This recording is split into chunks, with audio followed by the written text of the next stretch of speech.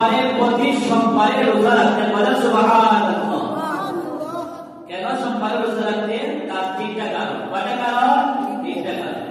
একটা কারণ হলো আল্লাহ রাসূল সাল্লাল্লাহু আলাইহি ওয়াসাল্লামের জন্ম সোমবারে হয়েছিল।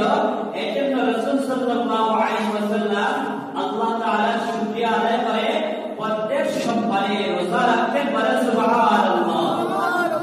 দুই নম্বর কারণ হলো রাসূল সাল্লাল্লাহু আলাইহি ওয়াসাল্লামের উপরে সর্বপ্রথম কুরআন সোমবারে নাযিল হয়েছে, বলেন সুবহানাল্লাহ।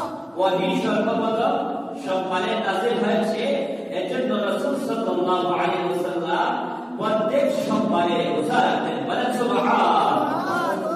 তিন নম্বর কারণ হচ্ছে রাসূল সাল্লাল্লাহু আলাইহি ওয়াসাল্লাম বলেন, মুসলিম শরীফের বর্ণিত হাদিসের মধ্যে, যে প্রত্যেক সপ্তাহে মুমিন বান্দা বান্দি আল্লাহর প্রিয় বান্দা বান্দির আমলনামা 2 দিন আল্লাহ তাআলার নিকটে পেশ করা হয়, বলেন সুবহানাল্লাহ।